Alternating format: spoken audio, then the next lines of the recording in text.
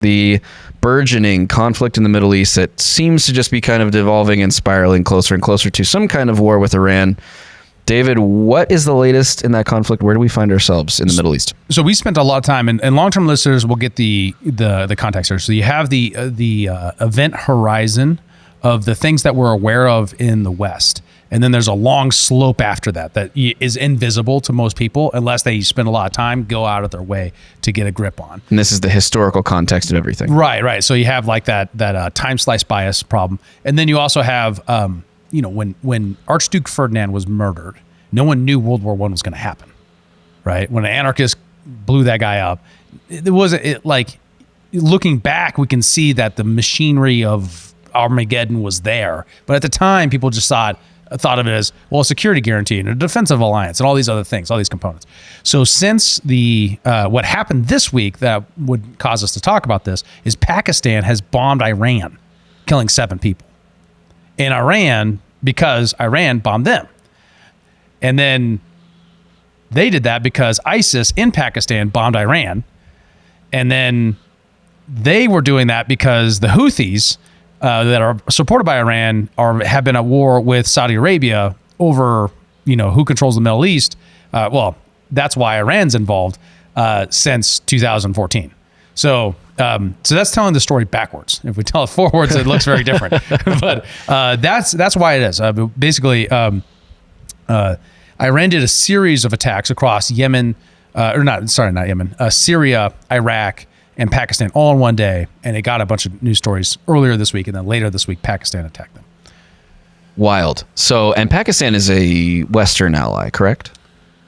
Yeah, generally you could ally, frenemy. I mean, it's difficult. Pawn. It's complicated. Yeah, vassal state is not exactly right because they are a nuclear state, but they're definitely they're closer to us than Iran is. Right, we've been in a cold war with Iran pretty much since Operation Ajax.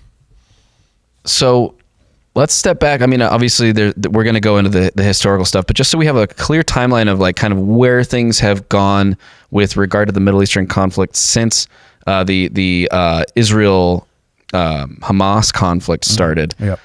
Let's lay that out a little bit. I think the thing that people have probably seen the most in the news or are aware of is maybe like these container ships that are going through the Red Sea that are getting attacked and bombed by the Houthis. Right. That's pretty primary to this. What's the greater context of the conflict, where it is now in the timeline moving forward, just so we have a clear picture of that? Right. This will be helpful, and I'll kind of talk over it while you do it. Kyle, could you just bring up a map of the Red Sea? Because it really makes it clear. And we did this a little bit last time, and after we covered it, I was like, man, did we cover it well enough? So this is why we're talking about it. Okay, so after the October 7th attacks, the response from Israel, we've talked a little bit about like how the air war and how the response and the bombing campaigns be interpreted by the world. So there's been a conflict since 2014 between Yemen, which is controls an area of the Horn of southern peninsula of Saudi Arabia, of the Arabian Peninsula, as it goes towards Africa. In fact, many people actually forget that Yemen isn't an African country; it's a Middle Eastern country because you have the Red Sea right there. So you're talking about this very southern end of the Red Sea, this little pinch point, right, between whatever that country is, which I think might be Djibouti. I believe it's Djibouti. Yeah, right. Yeah, my favorite African country.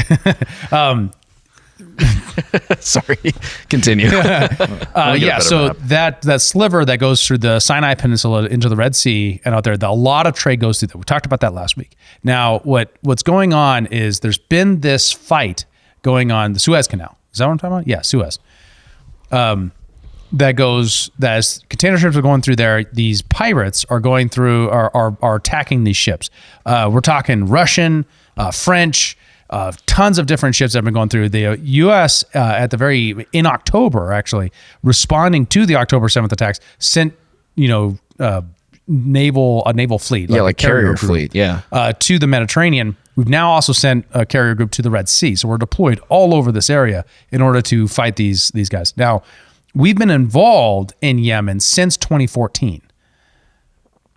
So in a conflict in Yemen that has killed almost 500,000 people, about 4 million people displaced.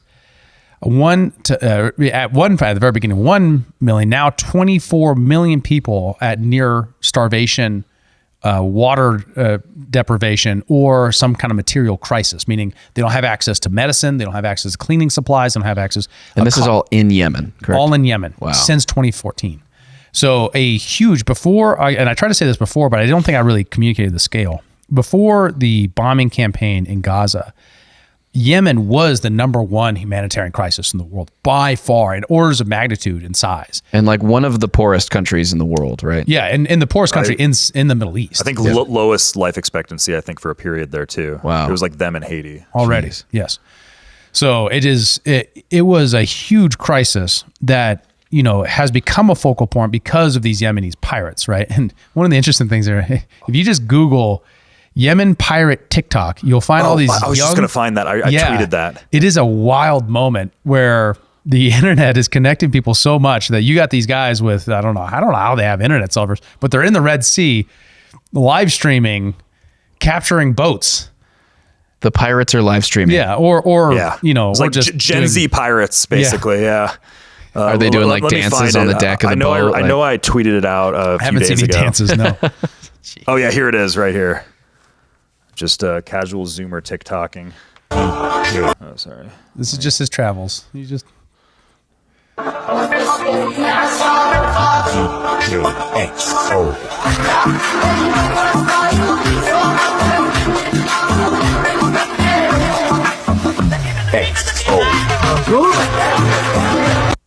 So these guys have been at war in their country since 2014. So that is most of their lives, right? These young 18, 17, 16-year-old kids who are now, in an effort to drive attention and punish the world for the actions of Israel in Gaza, are attacking these container ships to take advantage and draw attention to what they want to draw attention to. Wild. So that's sort of the chronology of kind of where we're at to this point. Right. That's the recent history of it. The longer term history is why are we, and the question is why are we at war in Yemen? Like what is going on there, and what's U.S. interest in Yemen? Great question. Obama said we have to placate the Saudis. That was his exact quote. Is that an exact quote? Yeah, the exact quote was in order to placate the Saudis. And this is when because Yemen was being brought more into, prior to 2014, was being brought into the kind of economic overreach of the West. And they're just like, you guys specialize in coffee. That'll be your thing. You're Yemen. the coffee guys. Yeah. And then Saudi Arabia was really upset with Obama being like cozy with Iran, and they're just like, yo, dude, shouldn't do that. And then Obama's like, okay, in order to placate the Saudis, block off all trade to Yemen, and their entire economy was coffee, and that's not enough sustenance for people to eat, right? Yeah. So if they were previously like that was their export, and then they were making all their money on that so that they could buy food, because you can't eat coffee. I mean, you can, but it won't sustain you. Not the greatest. Not the best idea for like the longevity and health of a nation. Which ended up causing hundreds of thousands of people dying from like shitting themselves from bad health.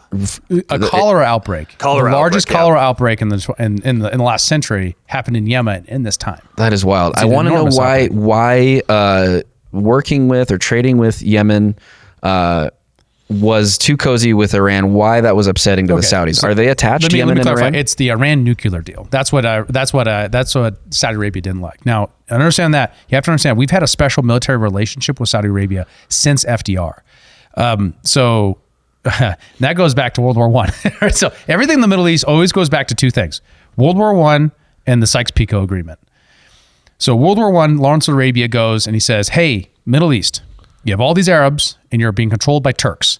And rather than being unified by religion, you should be divided by ethnicity in this way, right?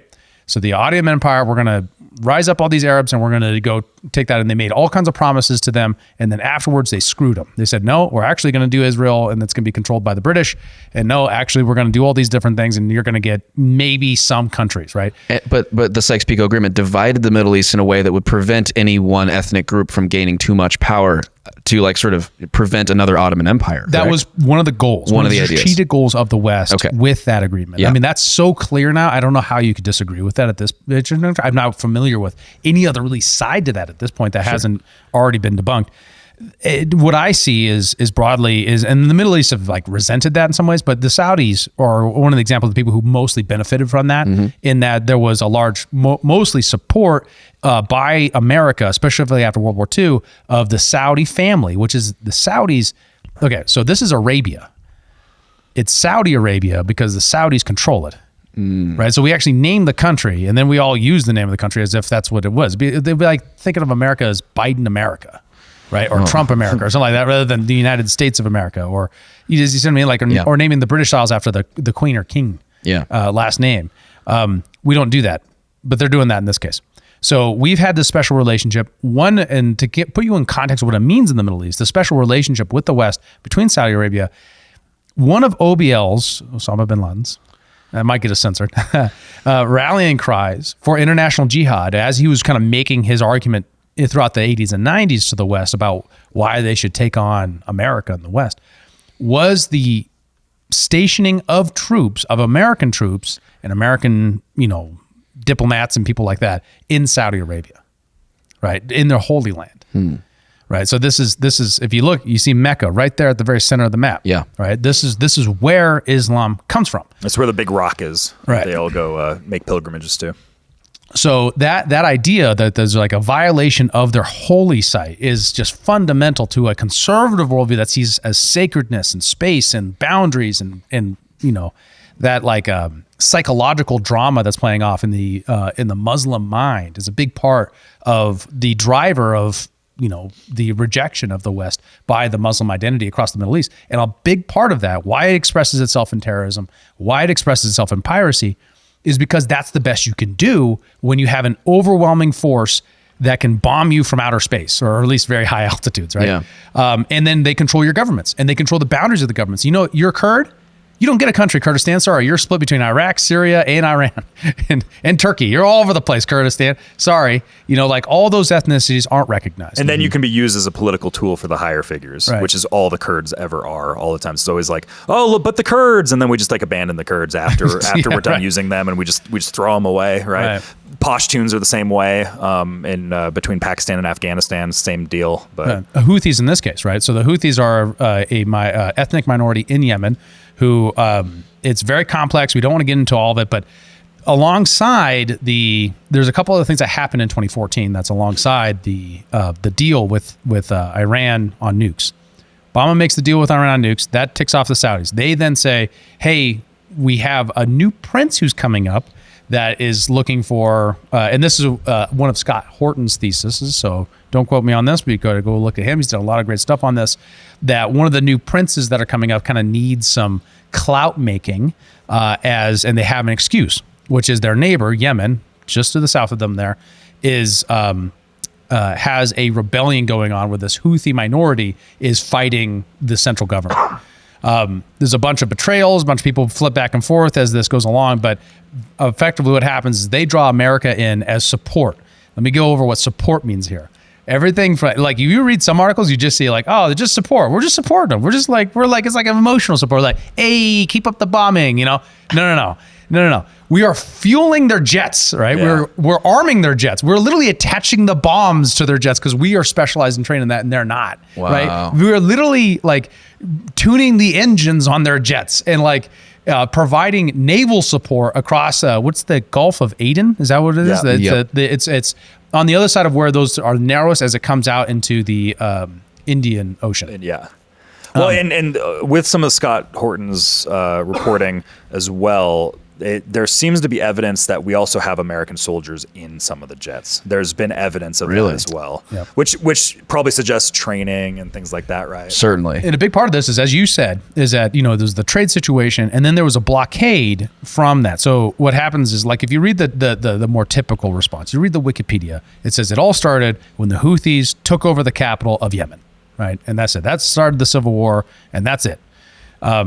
Now, it's important that it's the Houthis are Shiite rebels in a very Sunni place, right? So Sunni and Shiite are the two different kind of branches. There are other ones, but those are like the two big ones in Islam. So in Iran is Shiite. So who's funding the Shiite militias in Yemen? Probably Iran. Why would Iran and Saudi Arabia have this conflict? It goes all the way back to the Ottoman Empire.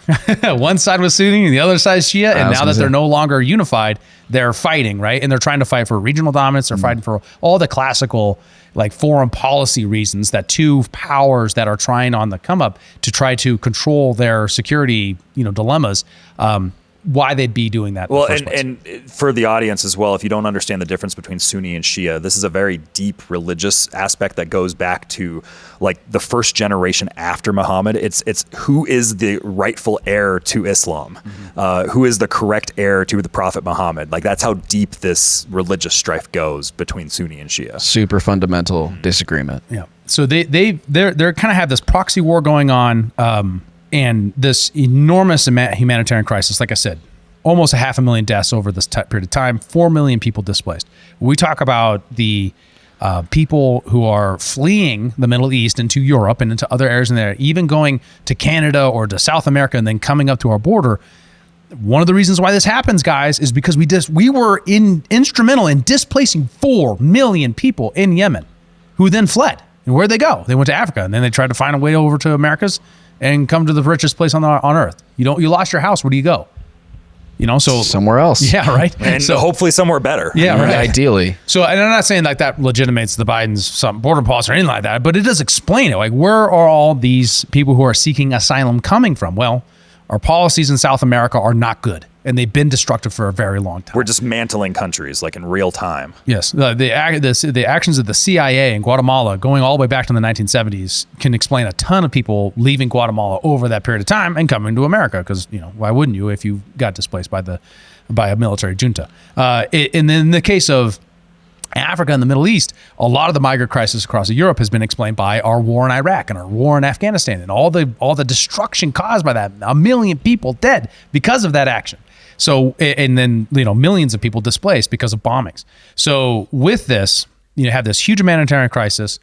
A whole generation of people are pretty much raised in their latter half of their childhood, now young men in war with Saudi Arabia and what they see as America and the West, the broad,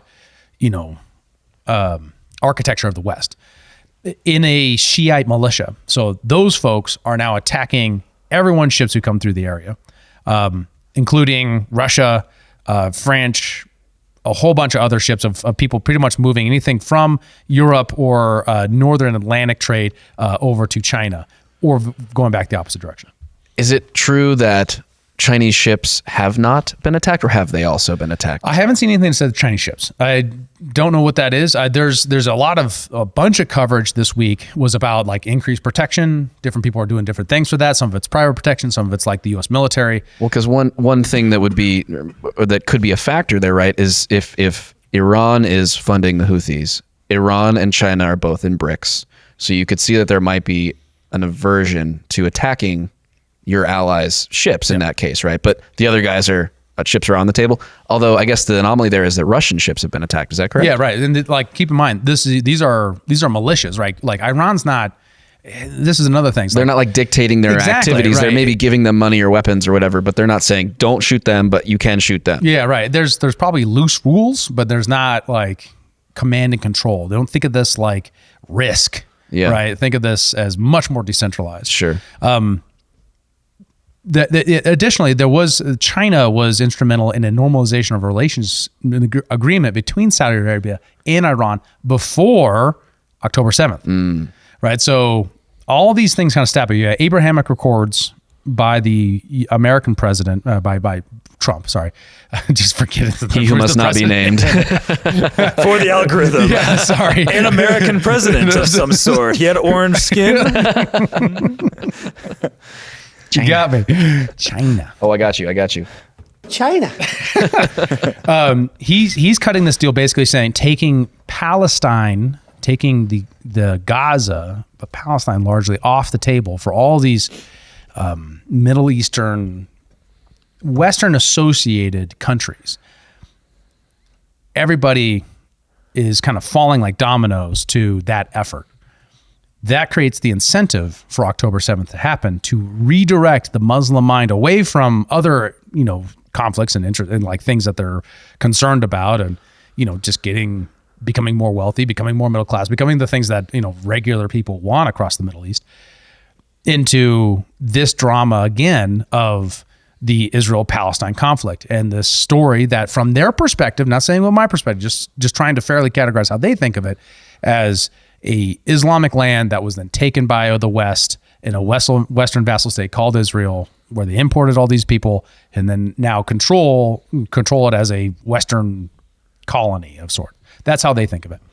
So they want to redirect it there. And so that was always the fear, right, of why this might accelerate into a World War I like scenario where a regional conflict grows and grows and grows. And this is another component of that. Two more aspects of that. This has diverted shipping around the Horn of Africa for both the purposes of avoiding piracy, but also avoiding the pirates shooting at each other or other people shooting at the pirates.